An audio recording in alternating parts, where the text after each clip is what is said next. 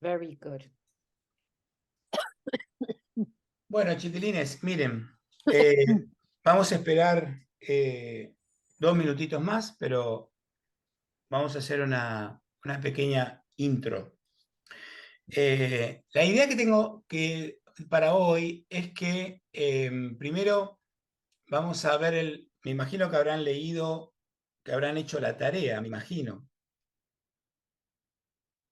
que habrán leído el libro de los reyes. Bueno, vamos a ver ese párrafo, vamos a ver por qué el rey Salomón es sabio. Nos lo dice la reina de Saba, que el rey Salomón era sabio, pero vamos a ver por qué. Volviendo a una pregunta que hizo Morocho la clase pasada, referido a que, claro, a Morocho se le desfasaba el Salomón histórico con los escritos de la sabiduría, ¿no? Entonces, para que te des una idea, Morochito, como yo les decía el otro día, Salomón vivió en el año 980, más o menos antes de Cristo, y de acuerdo a las últimas investigaciones, el libro de la sabiduría eh, pudo haberse escrito por el 300, más o menos, por ahí. Así que imagínate la diferencia brutal de una cosa con la otra, ¿no? Por eso uno se cree que Salomón se sentó un día y se puso a escribir, y en realidad, como yo les decía antes, Salomón no sabía ni leer ni escribir. Entonces, lo que pasa es que eso no quiere decir, acuérdense, una cosa que a nosotros nos cuesta mucho entender, que toda la transmisión de la sabiduría era todo oral. Entonces, y así pasaron siglos y se pasaban unos a otros la sabiduría. Entonces, la sabiduría y todo, o sea, ¿cómo nos llegó a nosotros el libro del Génesis? Y todo lo mismo, o sea, al principio era toda una transmisión oral hasta que lo empezaron a poner por escrito, ¿no? A su vez ese ponerse por escrito se empezó a poner de formas muy distintas, porque lo más precario, lo más antiguo de todo fue hacer tablas de roca, ¿no? Tablas de piedra, como Dios le da a Moisés. ¿Se acuerdan del episodio ese, no?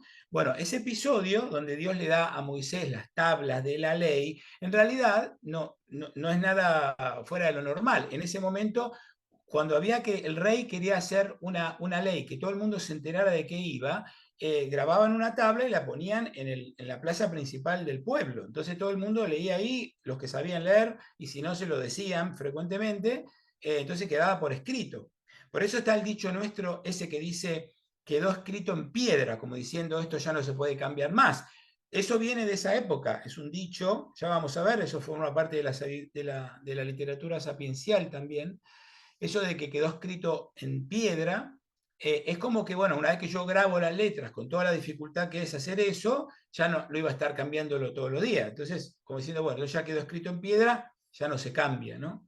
Entonces, primero piedra, después se empezaron los papiros egipcios, pero muy anterior a esto, ¿no?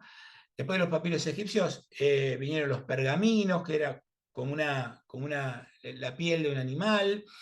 Entonces, recién ahí empezó, o sea, mucho después empezó a escribir como lo que hoy llamamos como libros, ¿no? Eso vino con el Imperio Romano. Entonces, hay una diferencia brutal de tiempo entre una cosa y la otra, pero era todo oral, era todo oral.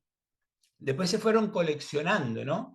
Por ejemplo, ya esta clase no creo que la podamos ver, pero la clase que viene vamos a ver cómo se armó el libro de los proverbios, que fue armando pedazos, ¿no? O sea, vino un pedazo de un lado, un pedazo del otro, y pusieron todos esos proverbios juntos, que de vuelta le decimos los proverbios de Salomón, pero no son de Salomón. Pero no importa, no quiere decir que no estén inspirados en lo que hizo Salomón, que como yo les explicaba la vez pasada, era sabio, no porque él fuese sabio, sino porque él armó la famosa escuela de la corte, la primera universidad que tuvo Israel, ¿no? En el año 980 a.C. Universidad que, by the way, era para varones y para mujeres, ¿no? Entonces, una cosa completamente revolucionaria. Y por eso era sabio, porque tenía la voluntad política primero, porque acuérdense lo que les conté la vez pasada, que lo de la escuela de la corte lo trae de Egipto. Por eso decíamos que esta sabiduría es internacional, porque él tomaba de cada pueblo que conocía o que conquistaba o que tomaba cosas, ideas y las iba aplicando. Por eso era el rey sabio, ¿no?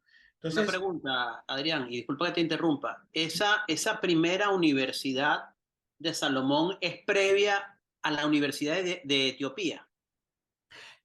eh, eh, mira, lo que pasa que lo de Etiopía no tiene nada que ver con lo de Egipto, eran cosas distintas, porque lo de Etiopía tiene tenía otra función. Mira, en África, la forma de que se enseñan las cosas, refiriendo a lo que tú te refieres particularmente, no tenía la misma motivación que tuvo en Israel.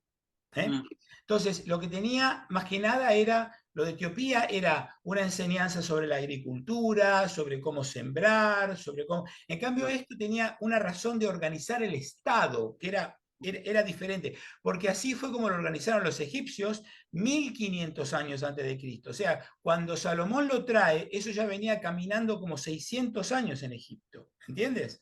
Entonces, él copia, primero por una cuestión de proximidad física, ¿no? O sea, obviamente que Egipto lo tiene ahí nomás, y Etiopía está en otro continente. Y aparte me imagino que el rey Salomón no tenía ni pastelera idea de qué era Etiopía. Pero lo de Etiopía tiene una razón más de enseñarle a la gente cómo sembrar, cómo criar los animales, que también Israel tuvo eso, ¿no? Pero no en la escuela de la corte. La escuela de la corte tenía una visión más burocrática, más jurídica, se enseñaban las leyes, se formaban los generales, los jueces, o sea, era como una universidad hoy, tenía la misma motivación. ¿Qué motivación tiene la universidad nuestra? Formar dirigentes, esa es en teoría la idea, ¿no? Entonces, bueno, eso fue la maravilla, que es que, hablando entre paréntesis, y ahora que veo que tengo mis amigos españoles presentes, por ejemplo, que fue lo que hicieron los españoles en Latinoamérica, cuando los españoles conquistan América del Sur, una de las cosas que hacen es que abren universidades, porque lo que querían era formar dirigentes locales. Y eso para ir completamente en contra de la famosa leyenda negra, es toda una sarta de tonterías. O sea, ¿por qué? Porque para España, igual que para Salomón, todos los territorios dominados por Israel, Latinoamérica era España, era España. O sea, era lo mismo. O sea, había que formar dirigentes porque América del Sur era España. Entonces, esto era lo mismo. Entonces, todos los territorios conquistados que Salomón heredó de su papá, el rey David, Salomón los consideraba como si fuese Israel, no importa si era la Samaria, no importa, ahora era todo el territorio de Israel y había que formar dirigentes locales, ¿entiendes? Entonces tenía esa motivación central, ¿no? Que era fabulosa, increíblemente inteligente, ¿no? Bueno, eh, chicos, ¿alguna duda del cuadro? De ese cuadro, ahora vamos a volverlo a ver rapidito la primera parte, porque en el libro de los proverbios nos vamos a concentrar en el primer renglón, en lo que yo llamé la sabiduría popular.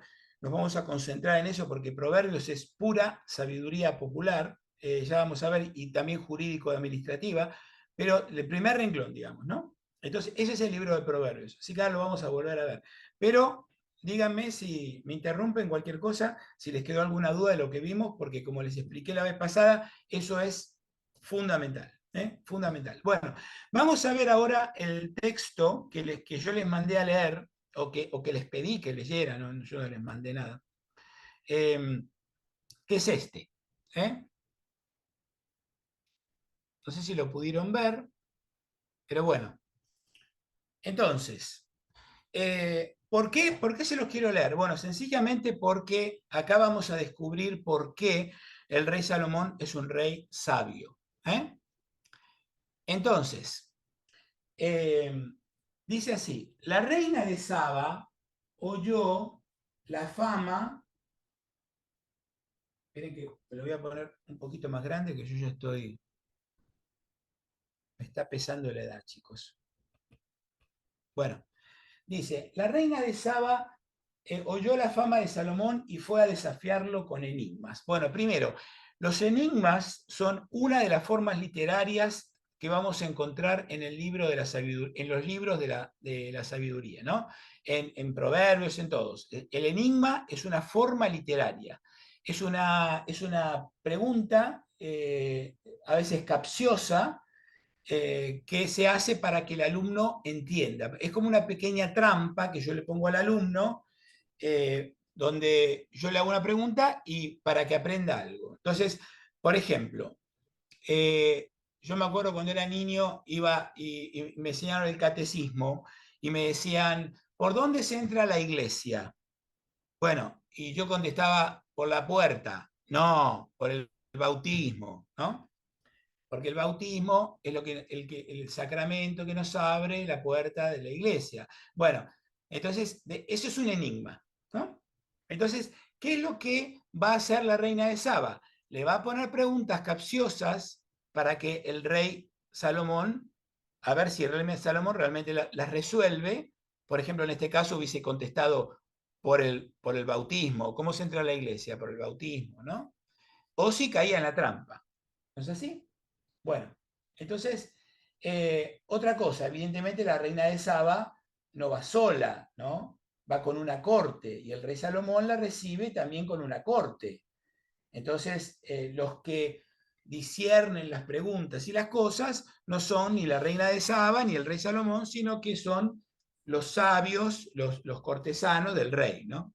Porque el rey Salomón no resolvió seguramente ningún enigma, fue la reina de Saba la que lo hizo. Fue los cortesanos, los sabios del rey Salomón.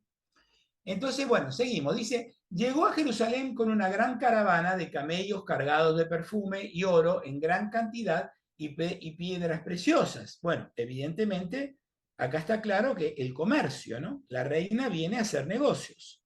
No va a venir cargada con todo eso solo para regalárselo al rey. Viene a hacer negocio. Entonces dice, entró en el palacio de Salomón y le propuso todo lo que pensaba. ¿A qué se está refiriendo? A los enigmas, ¿no? Hacerle preguntas capciosas. Salomón resolvió todas sus consultas. No hubo una cuestión tan oscura que el rey no pudiera resolver. Bueno, el rey no resolvió nada. Como decíamos antes, lo que lo resolvieron son los sabios que formaban la escuela de la corte del rey. Bueno, dice, cuando la reina de Saba vio la sabiduría de Salomón, claro, ¿por qué dice así? ¿Por qué dice que la vio la sabiduría? ¿Qué quiere decir que la vio? Porque por ejemplo, yo digo, este médico es un médico excepcional, es un sabio. Bueno, pero yo no puedo ver la sabiduría del médico, ¿no? Obviamente que se está refiriendo a otra cosa. ¿Qué es lo que la reina ve? ¿No? Bueno, lo que la reina ve es que la sabiduría de Salomón hace que él tenga un estado bien organizado, que le hayan puesto una cena muy lujosa, eso es lo que ve, ¿no? Entonces, dice, dice, la reina de Saba vio la sabiduría, la casa que había construido, los manjares de su mesa, toda la corte sentada a la mesa, los camareros con sus uniformes, sirviendo las bebidas, los holocaustos que ofrecía en el templo del Señor, se quedó asombrada. Claro, eso es la sabiduría. Lo que la reina Saba ve, la sabiduría de Salomón, en los camareros vestidos de Federica, en la comida que le pone, en los holocaustos que se hacían en el templo, dice, como diría un español, diría, tío, tú sí que te la has montado bien, ¿no? Pero por eso es sabio, porque ella ve cómo funciona la sociedad, ¿no? Entonces dice, la verdad que este es un sabio, sabio en este concepto de sabiduría, ¿no? Bueno, seguimos, y dice, y dijo el rey, es verdad lo que me contaron en mi país de ti y tu sabiduría.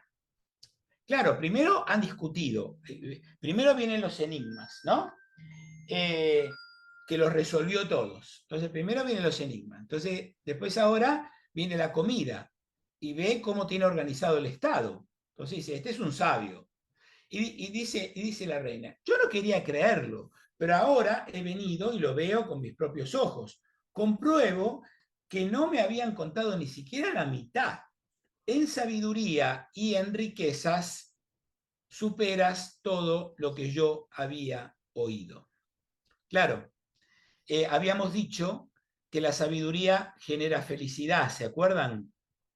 Entonces, claro, porque es sabio, es que has prosperado. Ese es un poco el mensaje que hay atrás, ¿no?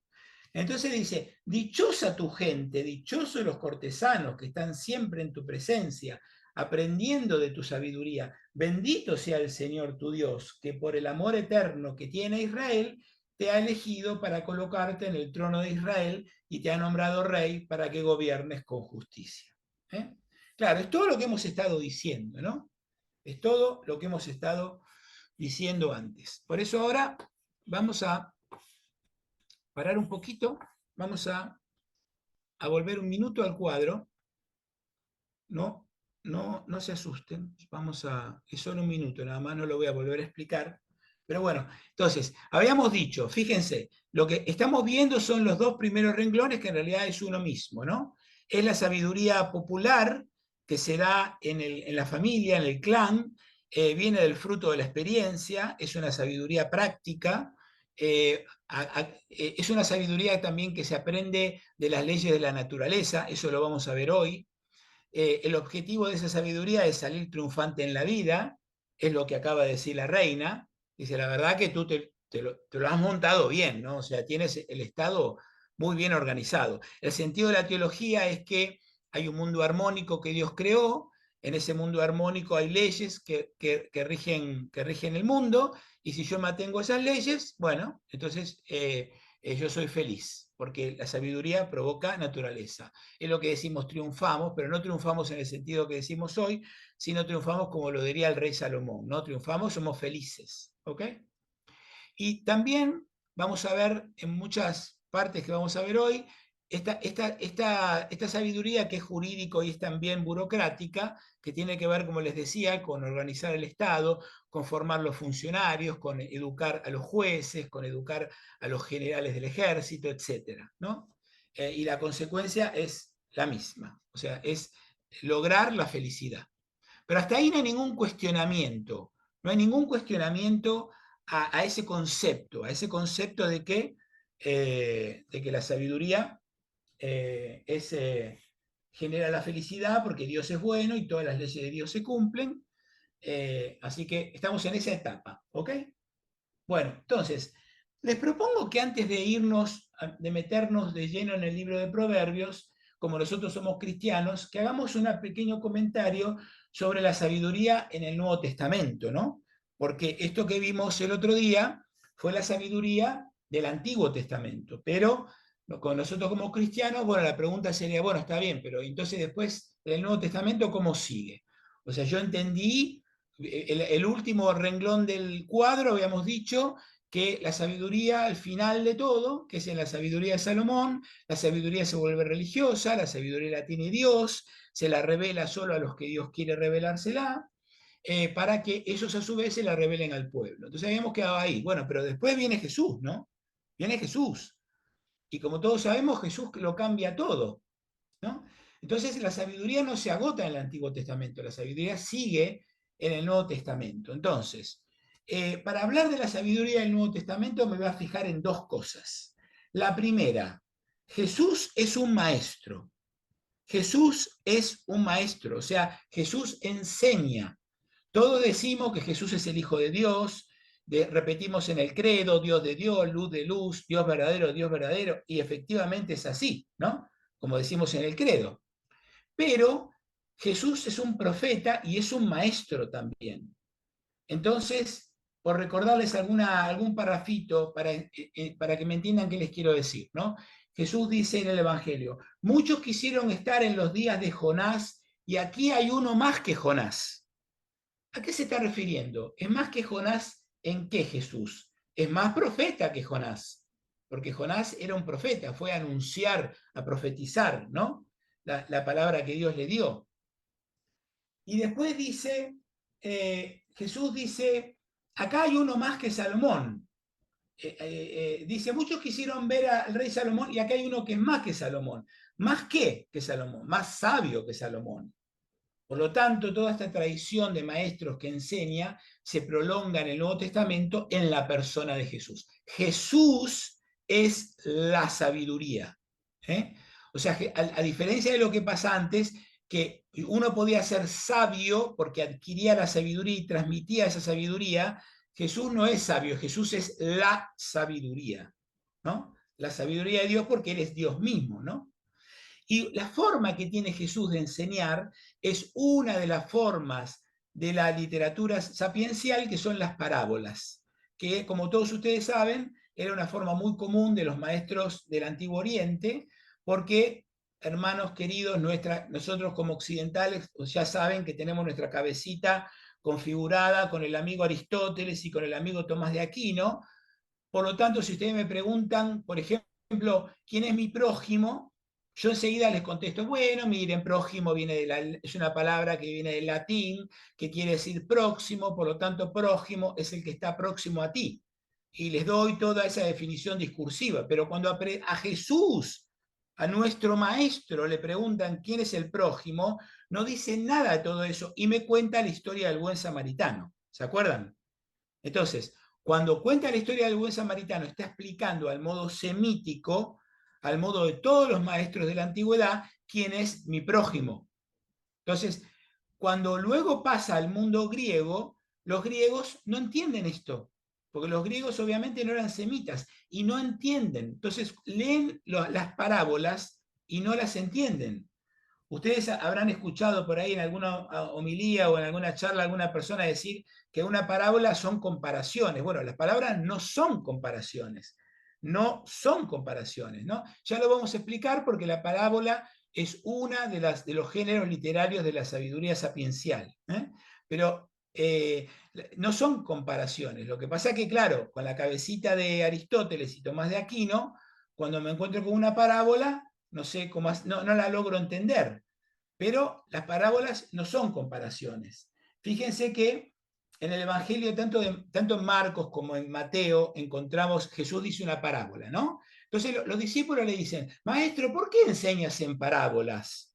¿No? Y Jesús le dice, para que no me acuerdo el texto exacto, pero no lo tengo acá enfrente, pero dice, para que oyendo no entiendan y para que viendo no vean, no vaya a ser que entiendan y se salven, ¿no? Dice algo así el Evangelio. Pero uno pregunta, pero qué mala leche, ¿no? Este Jesús. Porque qué mala actitud. ¿Por qué? Para que no escuchen. Claro, lo que pasa es que no entiendo, yo con mi cabecita occidental, no entiendo lo que me quiere decir Jesús. ¿No? No entiendo lo que quiere decir. ¿Qué me quiere decir Jesús?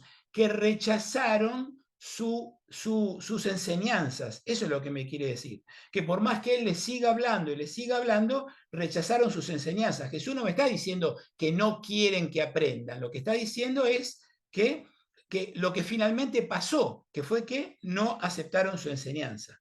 ¿Entienden? Entonces, eso por un lado, Jesús es un maestro. Segundo, en el Nuevo Testamento tenemos muchas de las formas literarias de la sabiduría, como las parábolas, ¿no? Y tenemos también algún texto sapiencial en la Carta de Santiago, que eso después ya lo vamos a ver. Bien. También la fuente Q, que ustedes ya habrán escuchado muchas veces, que es esa fuente, que es ese escrito que se perdió, que era una colección de enseñanzas de Jesús, ¿no? Entonces, que después, bueno, ese escrito se fue incorporando a los evangelios, pero bueno, finalmente se perdió. Entonces, resumiendo, la sabiduría es, en Jesús, la sabiduría es el sentido que tiene la creación. Es la razón de la creación. ¿Por qué? Porque los evangelios nos enseñan que todo fue hecho por Él y para Él. ¿Se acuerdan de eso? Que toda la creación fue hecha para Jesús y por Jesús. Entonces, claro, ¿qué es lo que pasa? Que el sentido de la creación, que es misterio, que es revelación, que es virtud, todo eso está materializado en la figura de Jesucristo. ¿Entienden? Entonces, en el Evangelio de Juan, por ejemplo, vimos en el prólogo el tema del logo, ¿se acuerdan? Que decíamos que el logo estaba junto a Dios y que el logo era Dios. ¿Se acuerdan esa partecita del comienzo del Evangelio de San Juan? Bueno, todo lo que Juan repite del logos se dice en el Antiguo Testamento sobre la sabiduría. O sea, todo eso que vimos del logos, que dice Juan del logos, en realidad en el Antiguo Testamento lo vamos a ver de la sabiduría. Por eso ahora les voy a compartir un textito y ya empezamos a leer un poco, ¿no? Así ya nos vamos metiendo un poco en los textos. Vamos a leer un texto de Proverbios, de Proverbios 8, ¿m? Para que vean lo que les quiero decir. Fíjense, esto está en Proverbios 8, ¿no? Entonces dice, cuando colocaba los cielos, allí estaba yo. ¿De qué está hablando? Está hablando la sabiduría. La sabiduría habla, ¿ok?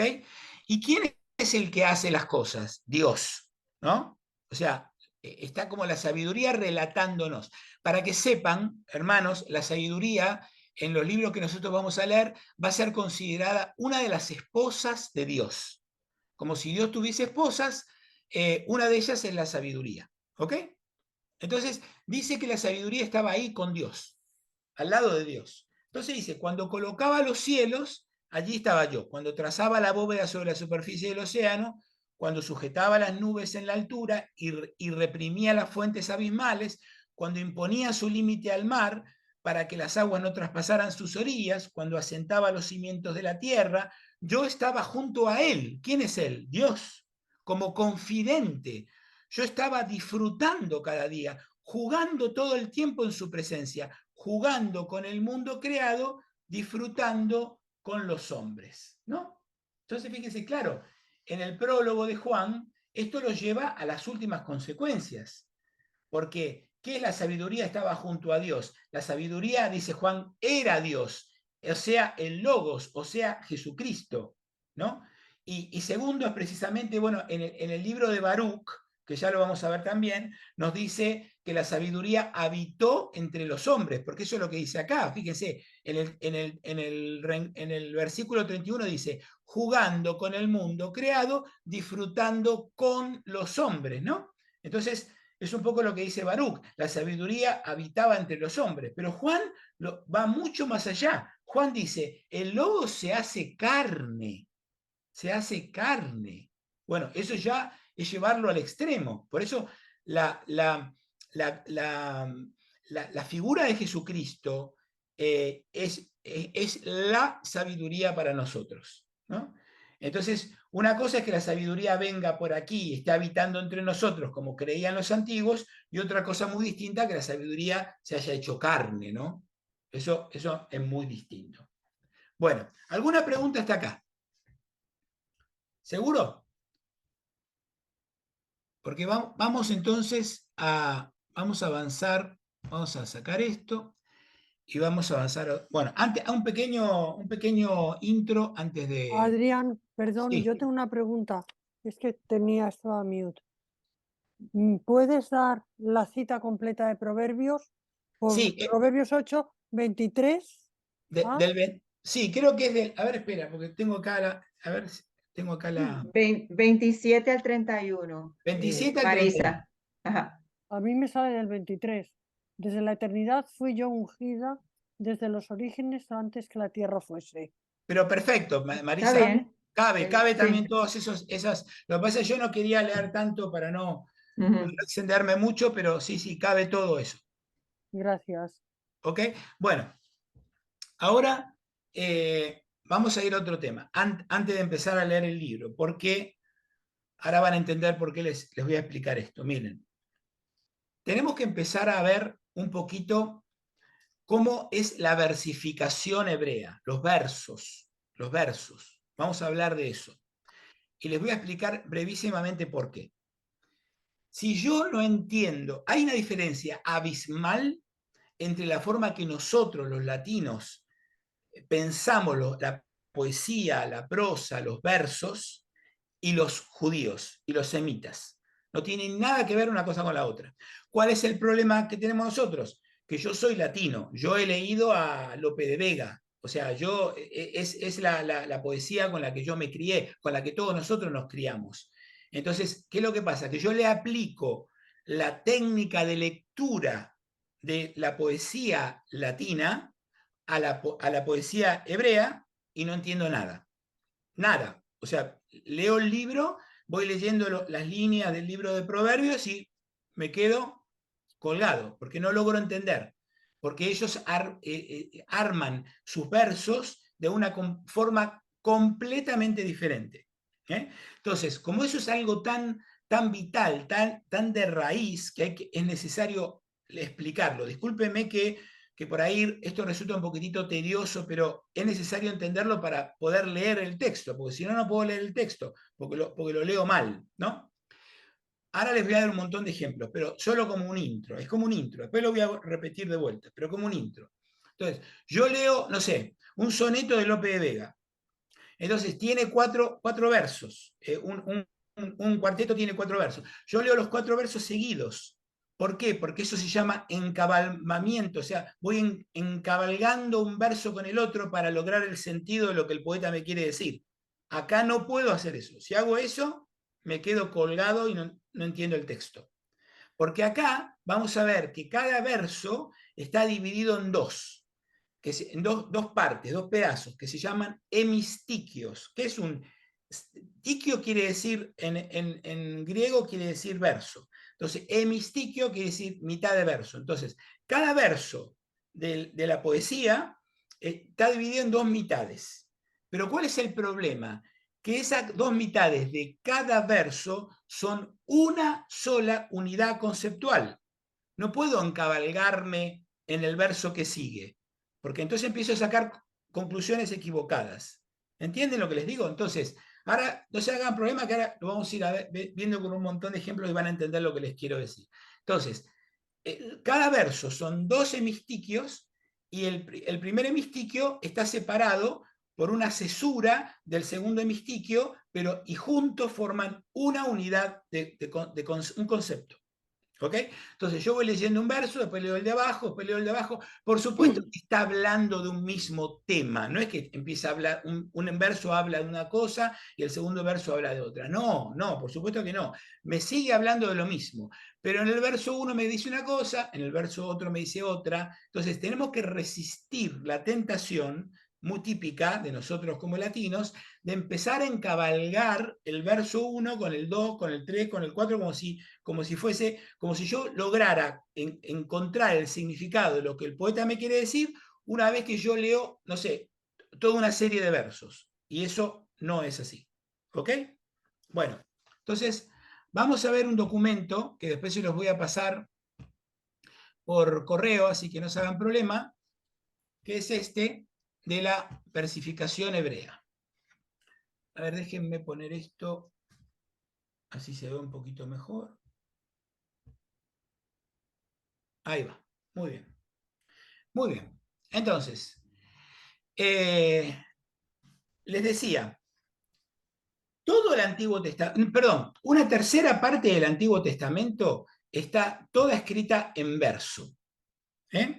¿Qué significa eso? Bueno, en particular, los libros que vamos a leer nosotros, todos los libros que vamos a leer nosotros están escritos en verso.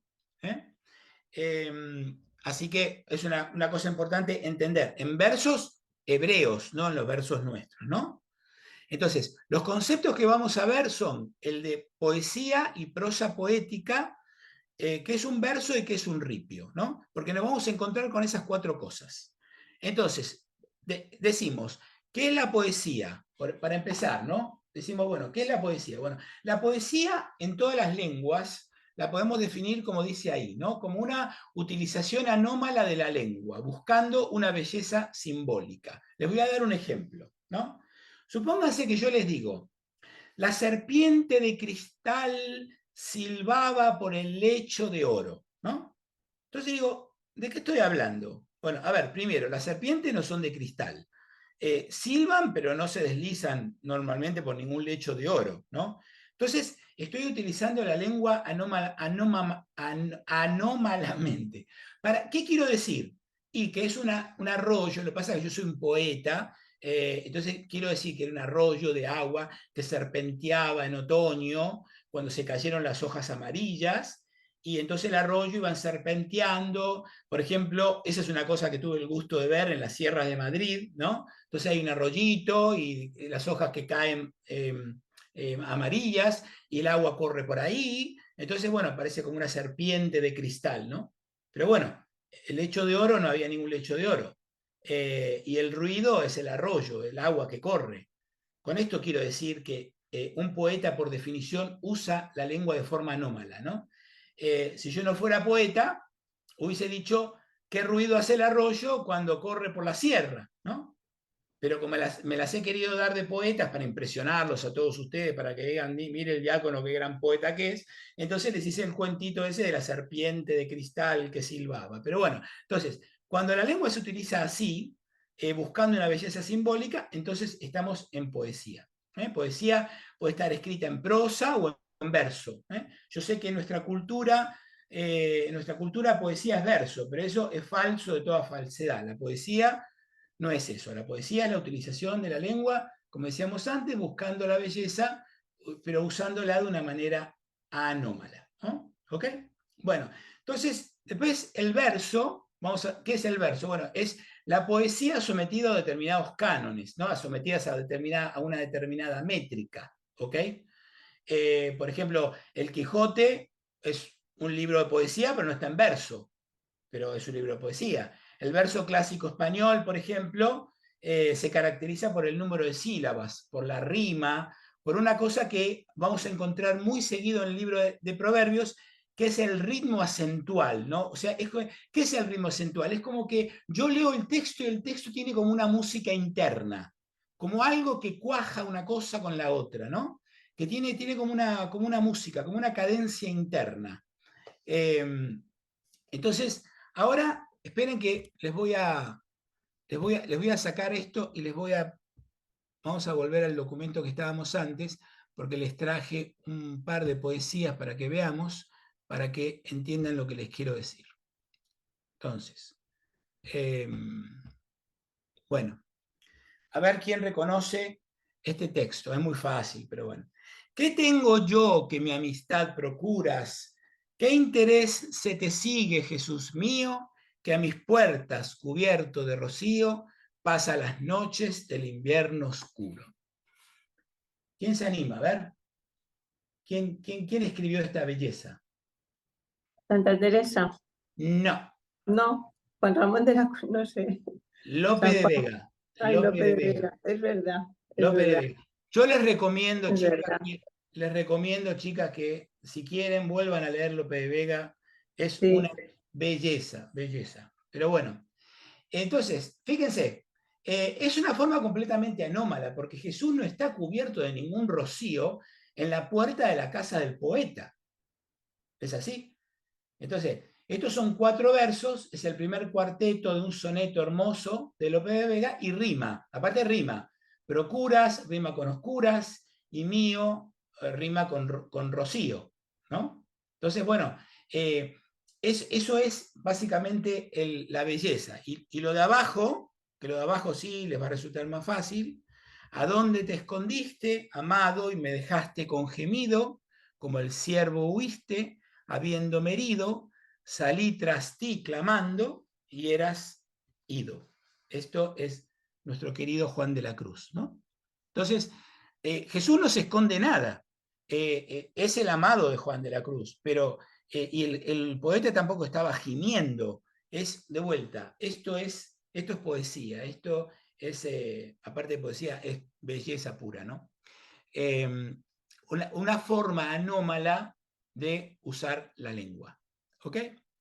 Bueno, vamos a volver ahora al documento que estábamos viendo. Muy bien, entonces dice, bueno, entonces ahora vamos a empezar a ver el verso hebreo. La gran diferencia, ¿no? La gran diferencia con el verbo. Entonces dijimos, el verbo hebreo es una unidad de significado. ¿Qué quiere decir eso? Bueno, al contrario del verso español, que como les decía antes, no me quiero repetir, que un verso se encabalga con el otro para yo lograr comprender qué es lo que me quiere decir el poeta, en este caso hay una unidad de significado. Y como les decía, son 2 hemistiquios, o sea 2 semiversos, ¿no? Entonces, el verso hebreo puede ser 2 hemistiquios o puede tener eventualmente 3, excepcionalmente. Normalmente vamos a ver que tiene 2, pero muy excepcionalmente puede llegar a tener 3. Y está separado con una cesura, ¿no? Que es como una pausa que separa una cosa de la otra. Entonces, aquí les pongo un verso, este verso es de Cogelet, del libro que ustedes en sus Biblias seguramente tienen como el Eclesiastés.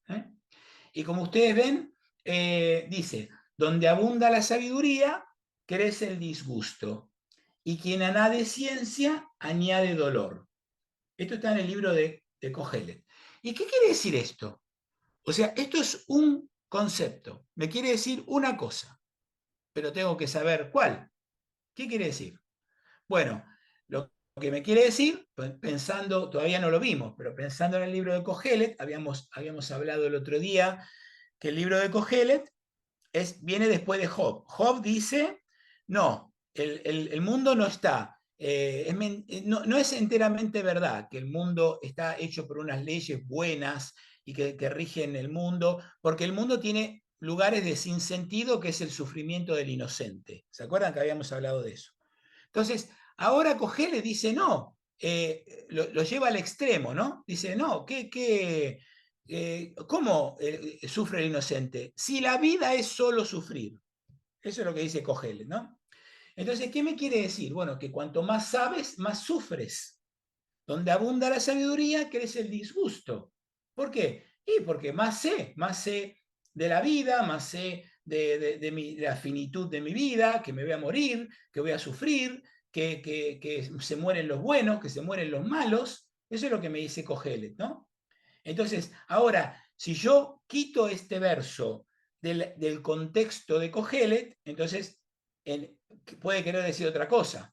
Por ejemplo, puede decir, bueno, donde abunda la sabiduría crece el disgusto. Bueno, otra interpretación puede decir, bueno, por ejemplo, yo ayer fui al médico, ¿no? Y el médico era un sabio. ¿Cuánto sabía el médico? ¡Qué maravilla! Bueno, qué sabio. Bueno, pero esa sabiduría que el médico adquirió, no la adquirió yendo a visitar todos los días a su novia cuando estaba en la universidad, no. La tiene porque se esforzó, porque sufrió en algún sentido, o sea, porque dejó de hacer cosas que le gustaban para adquirir esa sabiduría. Entonces, por eso crece el disgusto y por eso quien añade ciencia, añade dolor. ¿Por qué? Y porque sí, ahora yo sé más, ¿no? Eso es lo que quiere decir añadir ciencia, pero también añadí el dolor, porque quería ir a ver a mi novia, pero no podía porque tenía que estudiar.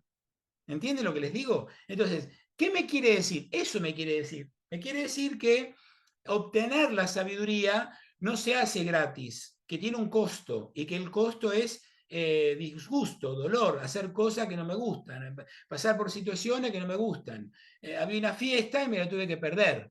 Eso significa, ¿no? Entonces, bueno, si yo sigo leyendo este párrafo de Cogelet, del capítulo 1 de Cogelet, me doy cuenta que en el texto siguiente, que ya lo vamos a ver, en el texto siguiente me sigue hablando de las consecuencias de ser sabio, pero me dice otra cosa. Entonces, si yo trato de leer todo junto, como hacemos con el poema de Lope de Vega, y no entiendo lo que me dice acá, porque en el verso siguiente me dice otra cosa, referida al mismo tema. ¿Entienden? Bueno, entonces, ¿qué es lo que notamos en los versos hebreos? El uso de una forma literaria muy potente, especialmente en el libro de Proverbios, que son los paralelismos de los miembros. ¿Ok? Y ese paralelismo puede ser sinonímico, o sea que es un paralelismo pero que significa lo mismo, puede ser antonómico, que quiere decir que significa lo contrario, o puede ser sintético. Y sintético quiere decir que es todo lo que no es ni sinonímico ni antonómico, ¿no? Todo lo demás los demás paralelismos están metidos como en una bolsa que le decimos paralelismos sintéticos. Entonces, bueno, vamos a ver esto, ¿no? Entonces dice, donde abunda la sabiduría, crece el disgusto, y quien añade ciencia, añade dolor. Entonces, ¿dónde está el paralelismo? Hay un claro paralelismo entre sabiduría y ciencia, y entre disgusto y dolor. hay un paralelismo. No quiere decir que significan lo mismo, no es eso. Lo que quiere decir es que hay una idea en los dos hemistiquios, ¿no?, del verso que se acceden con palabras distintas. Si el paralelismo es sinonímico, como en este caso, las palabras son sinónimas. Si el paralelismo es antonómico, las palabras significan lo contrario, ¿no? Entonces, vamos a ver el segundo. El cielo proclama la gloria de Dios, la obra de sus manos pregona el firmamento. Miren, para yo explicarles además otra cosa importante que la vimos la vez pasada, pero que la vamos a volver a repetir. A ver, los que tengan la Biblia, vayan a los Salmos, vayan al libro de los Salmos y abran el Salmo 19.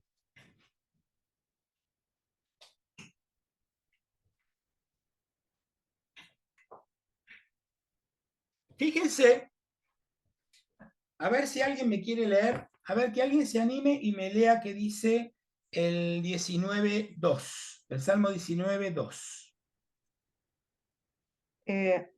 Los días se lo cuentan entre sí, las noches hacen correr la voz. ¿Eso es? No, el Ok. 19.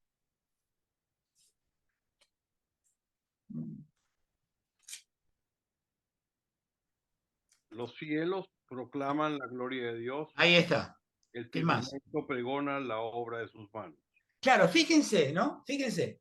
¿Qué acaba de leer Carlitos? Dice, el cielo proclama la gloria de Dios, eso más o menos es lo mismo, pero fíjense lo que hace el traductor. Pone, el firmamento pregona la obra de sus manos. O sea, está dando vuelta el verso. ¿Ven? ¿Ven que lo da vuelta? Porque este que les pongo yo es la traducción literal de lo que dice en hebreo la Biblia. La Biblia no dice lo que acaba de leer Carlitos. La Biblia dice, la obra de sus manos pregona el firmamento. Ustedes me van a decir, bueno, pero es lo mismo. Bueno, no es lo mismo. ¿Saben por qué? Porque lo que el autor quiso hacer es un tipo de paralelismo que se llama quiasmo. ¿Y qué quiere decir? Que los sinónimos se cruzan como una X. Miren, acá está el cielo al comienzo y el firmamento al final. La gloria de Dios al final y la obra de sus manos, que es lo mismo, al comienzo. Entonces se arma como una X. ¿Lo ven? ¿Logran verlo? Ahora fíjense la traducción que yo les puse ahí. El cielo proclama la gloria de Dios. El cielo está primero, ¿no? En el segundo hemistiquio dice, la obra de sus manos pregona el firmamento. Carlito leyó lo contrario. Carlito leyó, el firmamento pregona la obra de sus manos. En esencia es lo mismo, pero se cargó el quiasmo, se lo cargó. Porque si yo leo como dice Carlito, entonces el firmamento está primero y no se hace un entrecruzamiento de los términos sinónimos, ¿se entiende? Pero Adrián, sí. a mí no sé por qué mi Biblia, ese está como el versículo 1 y acá dice de su creación, o sea, la segunda parte, la primera está igual que como leyó el señor Carlos, el cielo proclama la gloria de Dios, pero después aquí dice de su creación nos habla la bóveda celeste. Bueno, es una traducción muy fea. Ay, no. Y encima de eso es el versículo 1, o sea, no No, entiendo y nada. eso está mal, porque el versículo 1 dice del maestro de coro, Salmo de David. Por eso, ese lo tengo como el 50 del anterior, un desastre. Tengo Bueno, que cambiar la Biblia. hora de comprar una Biblia nueva. Sí, a mí tengo otras, pero esta por seguro no va a ser mi primera hora. No. Bueno, entonces, ¿qué es lo que les quiero decir? El cielo y el firmamento son sinónimos. Proclamar y pregonar son sinónimos. Y por lo tanto, la gloria de Dios y la obra de sus manos son sinónimos. ¿Qué es en la Biblia la gloria de Dios? Chicos, en los libros que vamos a leer, ¿qué es la gloria de Dios? La creación. Acuérdense, estamos en teología de la creación. ¿Ok? Muy frecuentemente el paralelismo de los versos, ¿para qué nos sirve? Nos sirve para poder interpretar la Biblia, porque el autor entendió con ese paralelismo que estaba usando sinónimos. Entonces, en este quiasmo que acabamos de leer, ¿qué es lo que me está enseñando? Fíjese todas las enseñanzas que acabamos de sacar. Nos dice que la gloria de Dios es la creación, ¿no? y me dice que para el autor la gloria de Dios, la obra de sus manos, es la gloria de Dios, que es la creación. O sea que la creación es obra de sus manos. Entonces, esto es la riqueza que tiene entender y leer bien cada verso de estos libros, ¿no? Que si los leemos mal, nos lo perdemos, ¿ok? Entonces, bueno, muy bien. Vamos ahora al siguiente. Y acá les pido, por favor, chicos, no se escandalicen, pero bueno. Esto está en el libro de Job, ¿ok? Esto está en el capítulo 3, en el versículo 12, el libro de Job.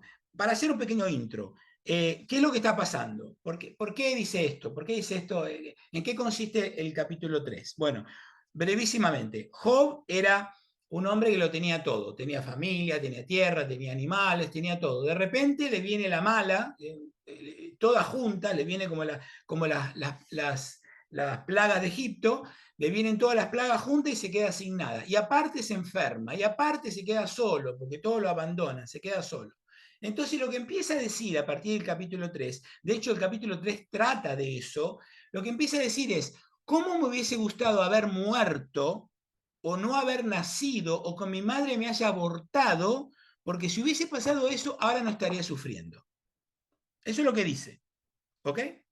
Entonces, pero como estamos viendo paralelismos, vamos a ver qué me quiere decir. Entonces dice, ¿por qué me acogieron dos rodillas y a qué dos pechos para que mamara? Claro, es mejor morirse. Es mejor que no me hayan dado de mamar y yo me hubiese muerto. Entonces, esa es la idea. Si mi madre no me hubiese dado a mamar, yo me hubiese muerto y por lo tanto hubiese preferido que mi madre no lo hubiese hecho porque ahora no estaría sufriendo. Y lo de las rodillas, y acá no se escandalicen, pero lo de las rodillas son las rodillas del Padre. Cuando dice, ¿por qué me acogieron dos rodillas? Eso está hablando de cuando él nació, ¿no? Está hablando de cuando él nació, lo acogieron dos rodillas y dos pechos le dieron de mamar. Entonces, las rodillas son las del Padre.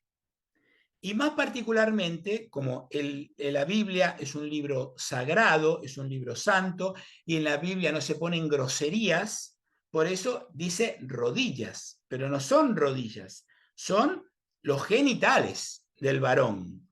¿Y por qué pasa eso? Porque ahora, en la época nuestra moderna, yo tengo un hijo y voy y lo inscribo en el registro civil, ¿no? Y si yo tengo dudas si es hijo mío o no, yo como varón, si tengo dudas, me hago un ADN y bueno, listo, ya sé si es mi hijo o no es mi hijo. Pero en esa época no era así. Entonces, si mi mujer quedaba embarazada y tenía el hijo, yo tenía que decirle literalmente a todo el pueblo, a todo mi pueblo, de que era hijo mío. ¿Por qué? Pero ¿por qué pasa eso? Porque en la antigüedad, chicos, se creía, y esto siguió así mucho, hasta el siglo XVIII, de que el varón pone la semilla en la mujer, ¿no? Pero esa semilla es toda la vida del hijo. O sea, la mujer lo único que hace es que cuaja esa semilla en sangre. Porque miren, lo que los antiguos habían dado cuenta de que el semen masculino no tiene sangre, pero el niño cuando nace tiene sangre y que la sangre es la vida. Entonces lo que ellos pensaban era cuando el niño nace, nace con sangre. ¿Y quién le puso la sangre? Y se la puso la madre, porque la semilla que puso el padre no tiene sangre, ¿no? Entonces la puso la madre, que es la vida. Y por eso Eva se llama Eva, porque Eva significa vida, porque la madre es la que da la vida, ¿no? Entonces, cuando el niño nace, el padre lo tiene que reconocer. Entonces, ¿qué es lo que hace? Que se lo pone sobre sus órganos, en proximidad a sus órganos sexuales, como diciendo, este niño salió de aquí, este es mi hijo. Por eso lo acoge en las dos rodillas, ¿no? Es el reconocimiento de que es el hijo de él y que es en realidad lo que el niño necesita para poder vivir, porque como el padre lo reconoce, entonces va a sustentarlo, lo va a mantener como un hijo suyo. Entonces lo que dice Job es, si mi padre no me hubiese reconocido, yo hoy estaría muerto, porque mi madre no hubiese tenido recursos para sostenerme y yo me hubiese muerto. Nos hubiésemos muerto mi mamá y yo, pero yo me hubiese muerto y ahora no estaría sufriendo, ¿no? Entonces, fíjese cómo, en este caso, rodillas está, que en realidad está como en un paralelismo con pechos, ¿no? Y acoger con mamar, porque son las dos cosas, este es otro quiasmo, ¿no? Que está cruzado. Entonces, ¿por qué? ¿Qué quiere decir? Que si mi papá no me hubiese recogido y si mi mamá no me hubiese dado de mamar, hoy estaría muerto y estaría bárbaro porque no sufriría. ¿Entienden? Bueno, vamos a ver más ejemplos. A ver, más ejemplos. Entonces esto es seguimos con más ejemplos. Dice, la justicia será ceñidor de su cintura. Esto está en el libro de Isaías, ¿no? Y la lealtad, cinturón de sus caderas. Fíjese cómo justicia y lealtad, que por supuesto no quieren decir lo mismo, pero están en una sinonimia, o sea, se refieren a lo mismo. No quiere decir que justicia sea sinónimo de lealtad, no estoy diciendo eso. Es conceptual, ¿no? Está en paralelismo, justicia con lealtad y cintura con caderas, ¿no? Después dice, habitará el lobo con el cordero, el leopardo se tumbará con el cabrito, ahí claramente lobo y leopardo están en paralelismo, cordero y cabrito están en paralelismo, el ternero y el león pasarán juntos, un muchacho será su pastor. Entonces, fíjense cómo ahí tenemos un ejemplo de un versículo. El primero lo tengo en paralelismo sinonímico y el segundo lo tengo en un paralelismo sintético, porque esa frase de un muchacho será su pastor es para completar el párrafo, pero no está en paralelismo con el hemistiquio anterior, ¿no? Entonces ahí tiene un ejemplo de un verso que está en sintético, paralelismo sintético. Después dice, dichoso el vientre que te crió, los pechos que te amamantaron. Eso se lo dice a Jesús en el Evangelio de Lucas, se lo dice una mujer, se lo dice, ¿no? Entonces fíjense cómo vientre y pecho están en paralelismo, criar y amamantar están en paralelismo. Fíjense cómo estas técnicas literarias, cómo se fueron trasladando y llegaron hasta los evangelios, ¿no? Todos estos paralelismos y estos hemistiquios, cómo arman los versos, ¿no? El siguiente, en el Evangelio de Marcos, el tiempo se ha cumplido y el reino de Dios está cerca. Convertíos y creed en el Evangelio. Acá tienen una que son tres, ¿no? Que en realidad no le deberíamos llamar hemistiquio, porque son tres, pero bueno, no importa. Le llamamos hemistiquio para hacerlo fácil. El tiempo se ha cumplido, el reino de Dios está cerca, ¿no? Convertíos y creed en el Evangelio. Entonces, el tiempo que es justamente el hecho de que el reino de Dios está cerca, quiere decir que el tiempo se ha cumplido, y ahí está el paralelismo, ¿no? Después dice, la noche está avanzada, el día está cerca, dejemos las obras de las tinieblas y vistámonos de las armas de la luz. Una cosa que dice Pablo en Romanos. Otro verso. Y otro ejemplo, santificado sea tu nombre, venga tu reino, que lo dice Jesús cuando dice el Padre Nuestro, ¿no? Entonces, fíjense cómo esta técnica es una técnica eminentemente hebrea de armar estos hemistiquios que tienen un solo concepto, un solo mensaje, un solo contenido, ¿no? Bueno, entonces vamos a seguir ahora con los antitéticos. Bueno, parecido a lo anterior, ¿no? Parecido a lo anterior, pero en este caso va a significar lo contrario. Vamos a ver, dice, hijo sabio es la alegría de su padre, hijo necio entristece a la madre. Esto es antitético, pero fíjense cómo nosotros tenemos que resistir, como les decía antes, nuestra cabecita aristotélico-tomista, ¿no? Porque yo puedo decir, bueno, padre es lo contrario de la madre, y la alegría es lo contrario de la tristeza, ¿no? La sabiduría y la necedad son lo contrario, pero vamos a entender lo que quiere decir, la forma discursiva esta, ¿no? Para que no nos engañemos. Entonces dice, hijo sabio la alegría del padre. ¿Y qué quiere decir eso? ¿Que a la madre le da igual? O sea, ¿qué quiere decir? El hijo es sabio, el padre se pone contento cuando el hijo es sabio. A la madre no le importa. Y a la madre lo que le preocupa es que los hijos son necios y al padre le da igual. Bueno, obviamente que no. Cuando yo les hablo de que esto es una unidad de significado, es eso. Lo que dice es que la sabiduría y la necedad del hijo producen la alegría al padre o a la madre, porque el verso es una unidad de significado, a lo cual se accede desde los dos hemistiquios de modo distinto. Esto es un ejemplo para que entendamos cómo tenemos que acceder al significado de los versos hebreos, ¿no? Que el verso hebreo dice una cosa, lo que pasa que lo dice desde una doble perspectiva. ¿Entienden? Bueno, seguimos. Dice, manos perezosas generan pobreza, brazos diligentes, riqueza. Bueno, es antitético. Pobreza, riqueza, está bastante claro, ¿no? El Señor detesta la balanza engañosa. Los pesos exactos lo complacen. Bueno, lo mismo, ¿no? Balanza engañosa, peso exacto. Ahí está la antítesis, ¿no? Uno contrario al otro. Quien ama la reprensión, ama el saber. Quien odia la corrección, se embrutece. Es muy propio esto de los libros sapienciales, lo vamos a ver un montón, sobre todo los libros antiguos como el de Proverbios. Exhortar a la corrección, eso es lo que hace.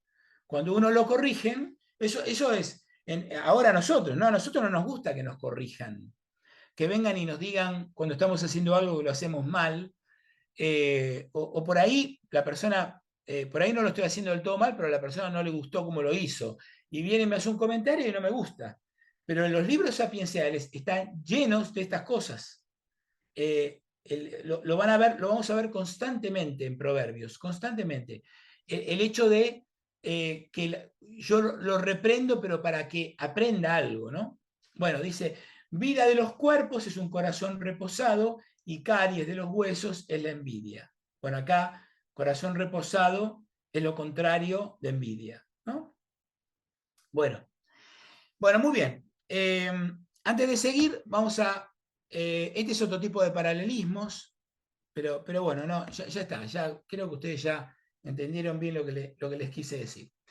Vamos a decir un poquito que este es el otro tema conceptual importante que tenemos que tener en cuenta cuando leemos el libro de los Proverbios, porque vamos a ver que vamos a decir dos palabritas sobre este tema de las estrofas. Entonces, bueno, primero, ¿qué es una estrofa? Bueno, es una agrupación de versos, ¿no? Esa agrupación puede tener 2 versos, 3, 4, 5, 7, las que sean. Entonces, ¿cuáles son las principales estrofas que tenemos en el Antiguo Testamento? ¿Cuáles son las principales agrupaciones que tenemos? Bueno, son estas que les marco yo acá.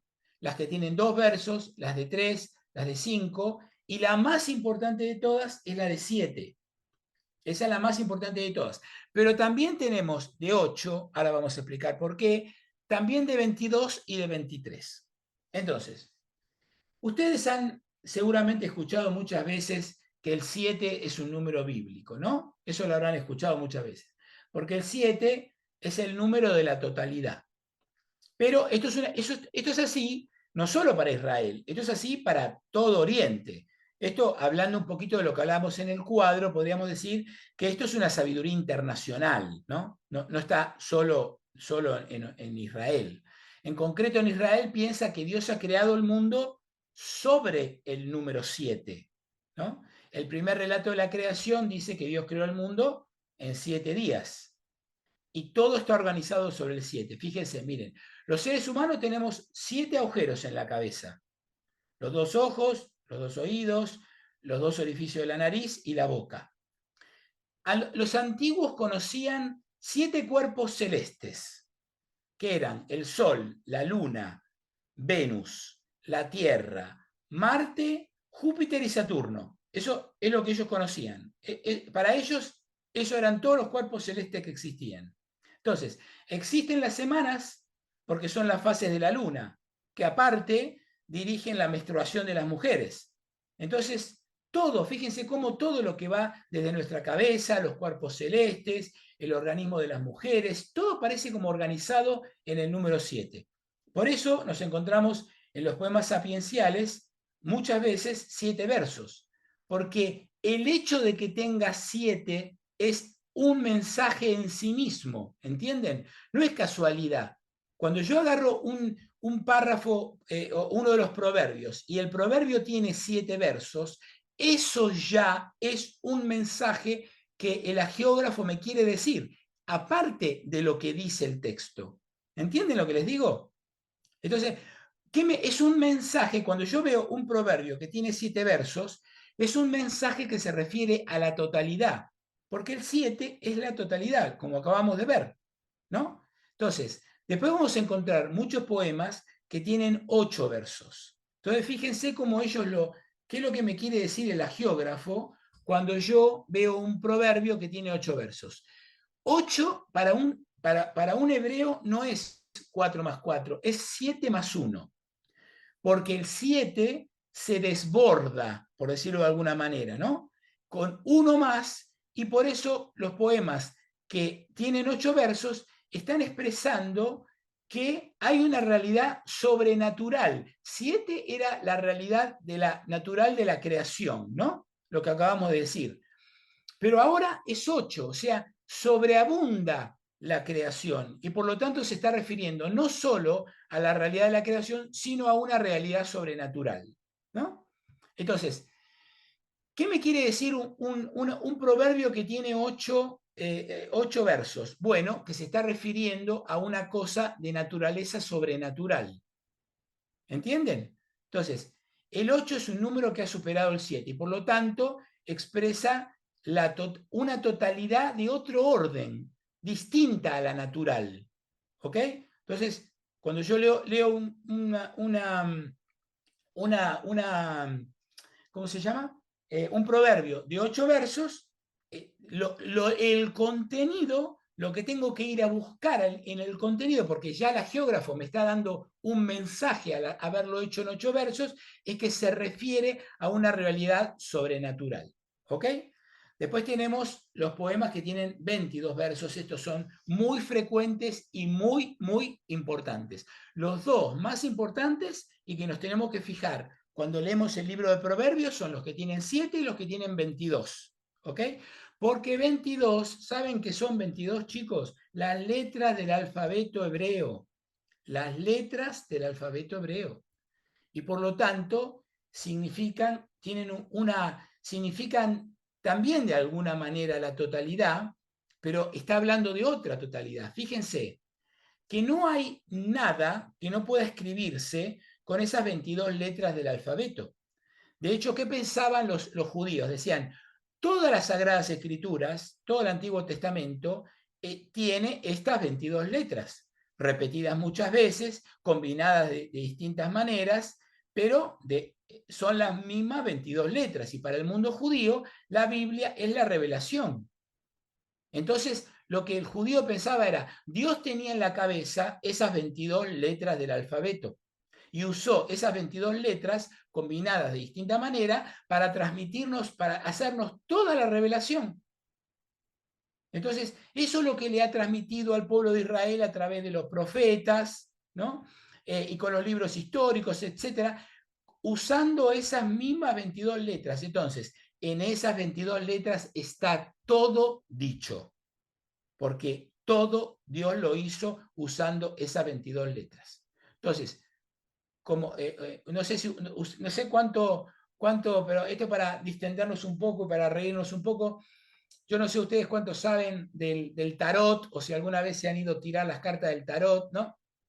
Que a mí es una cosa que me divierte porque tiene todo un background de la antigüedad muy interesante, pero bueno. Yo no sé si ustedes saben, pero los dichosos arcanos del tarot también son 22. Y no son 22 de casualidad, son 22 porque son las 22 letras del alfabeto hebreo, ¿no? Y cuando a uno le echan las cartas, si ustedes quieren, un día hacemos una sesión presencial y yo les echo las cartas, porque a mí me divierte mucho. Obviamente que no creo en eso, pero sé cómo funciona, es muy divertido. Entonces, ¿qué dice? Echan esas dos cartas que tienen esas 22 letras. Y todo lo que a esa persona le puede pasar está en esas 22 letras. Porque no hay nada que quede fuera de esas 22 letras, que son toda la revelación. Esto se va desarrollando en la historia, ¿no? Lo que sí tenemos en la Biblia son poemas de 22 versos que indican la totalidad de las letras del alfabeto, que expresan la totalidad de la realidad que fue creada por Dios. Y no hay nada que quede fuera de esas 22 letras del alfabeto hebreo, ¿no? Ustedes piensen lo que quieran, pero cualquier cosa que puedan pensar, yo las puedo expresar con esas mismas 22 letras del alfabeto, ¿no? Entonces, y esas letras en su orden. Entonces, por ejemplo, en el libro de las Lamentaciones, que no lo vamos a ver, pero que es un libro muy interesante, hay 5 poemas ahí, de los cuales 4 son acrósticos alfabéticos. ¿Qué quiere decir? Un acróstico es un poema que empieza A, B, C, D, E, F, G, pero con las letras hebreas, no con las letras nuestras, ¿no? Entonces, cada verso empieza, el primero con la primera letra del alfabeto hebreo, el segundo con la segunda letra y así sucesivamente. Entonces, el acróstico, que a su vez la palabra acróstico viene de acros, que quiere decir punta, ¿no? Entonces, acróstico es la punta del verso, el inicio del verso. Así como Acrópolis quiere decir la punta de la ciudad, ¿no? Bueno, entonces, todos los versos de 22 que vamos a leer en Proverbios y que tienen 22 versos, me hablan de la totalidad de Dios, que Dios es el origen de esa totalidad en la que nosotros vivimos, porque Él usó y de toda la revelación, fundamentalmente, ¿no? La totalidad de la revelación, porque Dios se reveló usando esas mismas 22 letras del alfabeto hebreo. Y para complicar aún más las cosas, como si faltara algo, están los poemas que tienen 23 versos, que usando la misma lógica que usamos antes del 7 más 1, el 23 son 22 más 1, ¿no? Entonces, ¿qué podríamos decir? Bueno, que justamente es como que sobreabunda el mensaje de un poema que tiene 23, es como que va a sobreabundar lo que en una cosa completamente sobrenatural, lo que me dice el poema que tiene 22, ¿no? Es como que un sobreabundamiento de esa totalidad de la revelación, pero en un sentido sobrenatural. Entonces, cuando yo me encuentro con todas estas cosas, lo que pasa es que nosotros no estamos acostumbrados a esto, ¿no? Lamentablemente, no estamos muy acostumbrados. Pero los hebreos hicieron todo el Antiguo Testamento está escrito de esa manera. Y entonces, bueno, acá le pongo ejemplos. Ahí tienen ejemplos en el Salmo 25, el Salmo 34, para los que quieran después leerlos y encontrarlos.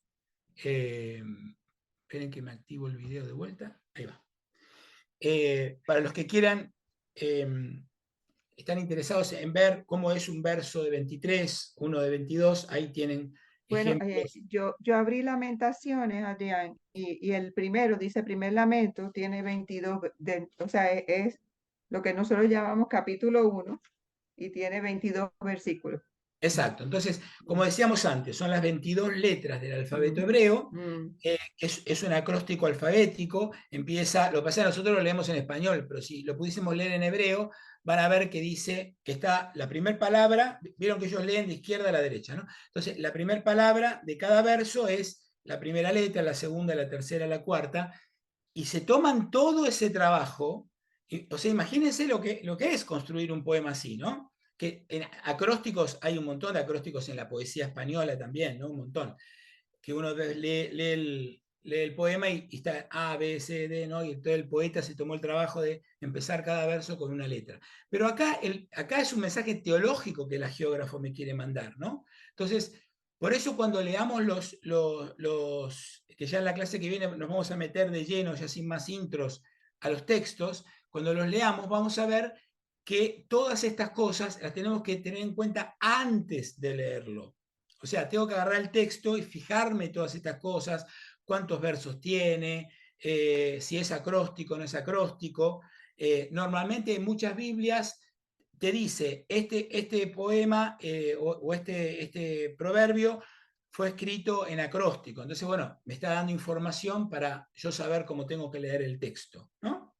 Entonces, todas estas cosas, ¿por qué? Disculpen que por ahí es un poquitito tedioso, ya les prometo que la que viene ya nos metemos de full y empezamos a leer el texto, pero lo tenemos que hacer para poder interpretar, para no caer en la tentación de leerlo y de pasar de largo, que si tiene tantos versos, que si es acróstico, que si está en paralelismo, si está en paralelismo sinonímico o antonómico, y para qué hace eso, si hace un quiasmo, todas esas cosas que acabamos de ver, todas esas cosas son mensajes que el agiógrafo me quiere mandar conjuntamente con el texto. ¿Entienden? Entonces, antes de leer cada texto, nos vamos a fijar en todas esas cosas, y aparte acuérdense que el objetivo que tengo yo, que tengo de estos encuentros que tenemos hermanos, es a ustedes darles herramientas para que ustedes lean la Biblia. Entonces, darles claves exegéticas para que ustedes después se puedan sacar el texto y decir, mira, este tiene 8, me acuerdo que Adrián me dijo 7 más 1, o tiene 7, o tiene 22, entonces empiezo a leer el texto de otra manera, empiezo a buscar en el texto el mensaje que el agiógrafo me quiere dar. ¿Se entiende? Bueno, vamos a ver, ¿quién quiere decir algo? Nos quedan... Adrián, yo me pierdo. O sea, en el momento que entonces era 4 por 2, y tú vas a hacer la tabla multiplicar. ¿Qué es esto? Pero tú eres bueno con los números, morocho. Sí. El otro día me dijiste que eras un ingeniero frustrado. Sí, así es. Yo te tengo un par de preguntitas, Adrián. La primera, creo que fue Carlos el que leyó el primer texto y que estaba cambiado el orden, que tiene un significado. ¿Qué hacemos? Ahí perdemos la interpretación. Lamentable. Por eso es importante tener una buena Biblia, o tener una Biblia que sea lo más... Por eso yo lo decía, lo de la cantera de iglesias, o no es, la de Jerusalén también lo traduce mal.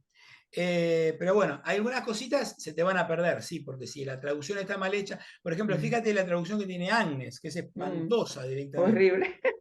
Entonces, bueno, ahí sí, ya, por eso es importante tener una buena Biblia, una Biblia que sea fiel al original, porque, ¿saben qué pasa? Miren, todas las Biblias escribió alguien, todas las Biblias que ustedes tienen en las manos, alguien, o sea, sí, las escribió alguien en el sentido que alguien la tradujo, lo tradujo. Las Biblias en español, alguien las hizo, las escribió. Entonces, esa persona interpretó, entonces, después se ponen a ver que suene bonito, que suene lindo en español, que suene musical, que suene... Pero qué corno me importa a mí que suene musical si lo que yo quiero es ver qué es lo que me dijo el agiógrafo. O sea, pero lamentablemente lo hacen. De hecho, ahora que voy a aprovechar que Patricia no está para hablar mal de ella. Pero a Patricia le encanta la Biblia esa de Joker, ¿no? Que es una Biblia muy linda para esa, Carlito, esa. Bueno, es una Biblia muy linda para leer así descontracturadamente, pero no para estudiar, porque es una Biblia que se la inventó el cura se la inventó él. O sea, traduce todo, interpretándolo él, poniéndolo como a él le gusta decirlo, como a él le suena, pero el texto no dice eso. Y hay la Biblia esa de Joker tiene, pero yo les aseguro, miles de problemas de estos. De que da vuelta a las cosas, que dice una cosa, en realidad lo dice de otra manera, ¿no? Entonces, bueno, fíjense, les voy a dar una cosa, un clásico, en las bienaventuranzas, ¿no? En las bienaventuranzas. En la Biblia de ustedes hay algunas Biblias que dice felices, ¿no? Felices. En ningún lado dice felices, dice Macario. Macario en griego, lo que yo pondría es enhorabuena. Enhorabuena. Pero enhorabuena no significa feliz. Es otra cosa. Yo digo, enhorabuena porque sos pobre. Enhorabuena porque sufrís. Enhorabuena porque llorás. Enhorabuena, pero no quiere decir feliz. Pero a él le gustó feliz y puso feliz, chao, quedó feliz. Entonces, por eso hay que tratar de tener una buena Biblia que esté bien cercana a las traducciones pero de cualquier manera, ustedes les pido por favor que ahora, para la clase que viene, el jueves que viene, traten de agarrar algún proverbio, el que les guste. Pueden agarrar el primero, puede ser, o pueden leer el 8, que ya lo vimos un poquito hoy, que también es muy interesante. Entonces, cualquiera de esos, agárrenlo y vayan viendo. Y vayan viendo, por favor. Entonces, ¿cuál es la tarea? Traten de ir al libro de Proverbios y fijarse si encuentran algún paralelismo, díganme qué proverbios tienen 7 versos, qué proverbios tienen 8, qué proverbios tienen 22. Traten de hacer ese ejercicio. Y después, si pueden, si encuentran uno que tiene 7 versos, fíjense si me habla de la totalidad. Si el mensaje de lo que me está hablando está relacionado con la totalidad. O si tiene 8, si me está hablando de algo de alguna naturaleza sobrenatural, el mensaje, ¿no? O si tiene 22, si me está hablando de la totalidad de la revelación de Dios, etc.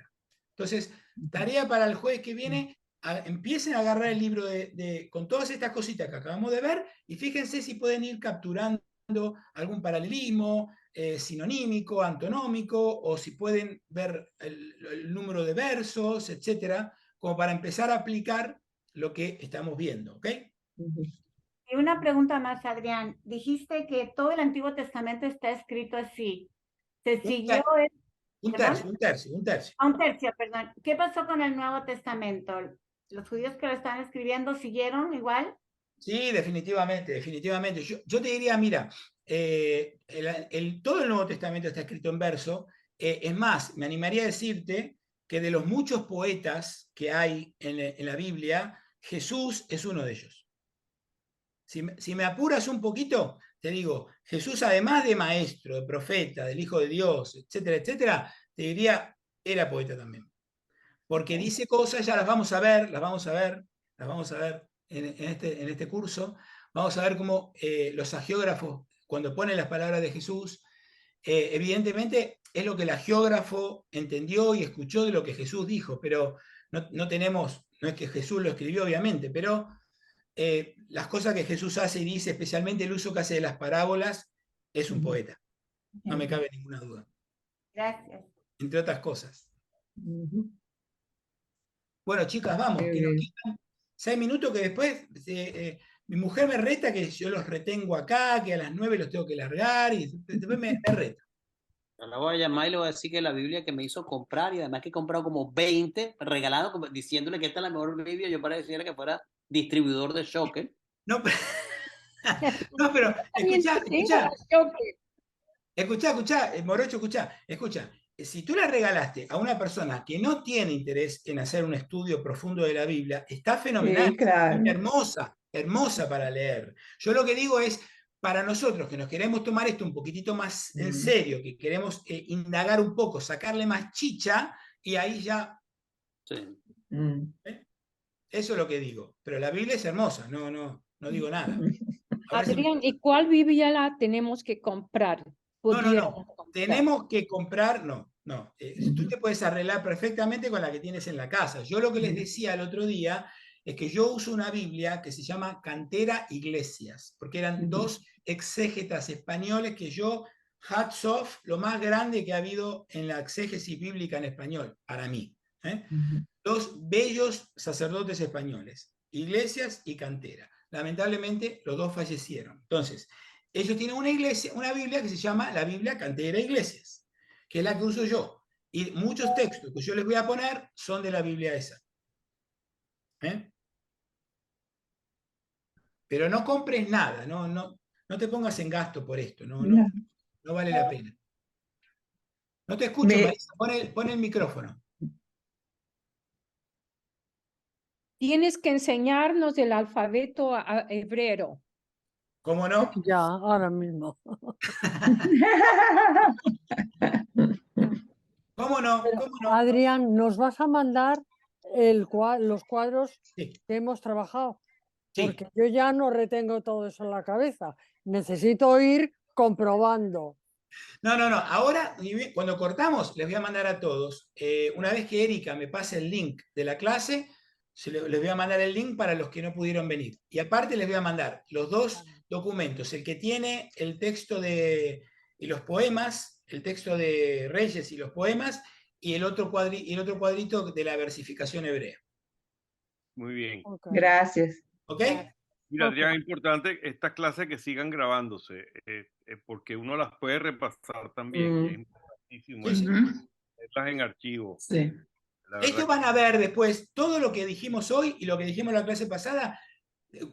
Todas las veces que vayamos viendo, analizando los textos, vamos a ir diciendo, ven, acá hay un paralelismo, acá hay un quiasmo, acá está esto, tiene 22 versos. Lo vamos a ir Esto viendo. lo necesitamos a la mano, Claro. como el Claro. papelito este.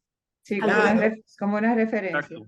Adrián, Mándamelo a mi correo, que lamentablemente no sé por qué no me llegan tus correos, le llegan a Isa y no me llegan a mí. a mí tampoco. A mí Adrián, tampoco yo me no he llegó. recibido Tuve que nada protestar. tuyo nunca, Adrián. A mí sí me llegan. Pero, ¿Me oíste, Adrián? chicos, se tienen que fijar en la carpeta de spam, porque por ahí me tienen en la carpeta de No, spam. amor, yo me he fijado, a mí no me ha llegado ningún correo tuyo. Oh, bueno, ahora por privado pásame de vuelta la... Te lo mando otra vez, yo te lo mandé un viaje, te lo mando otra vez. Ok, y nos fijamos qué está pasando. ¿Los demás están recibiendo, chicos? Sí. No. cosas? Ok. Yo voy a comprobar a ver en el spam, porque el cuadro este a mí no me llegó. Ese a mí Ya sabes tampoco. A que mí te lo tampoco. tuve que volver a pedir. O sea Pero que Agnes, no qué le ha raro, llegado a porque nadie.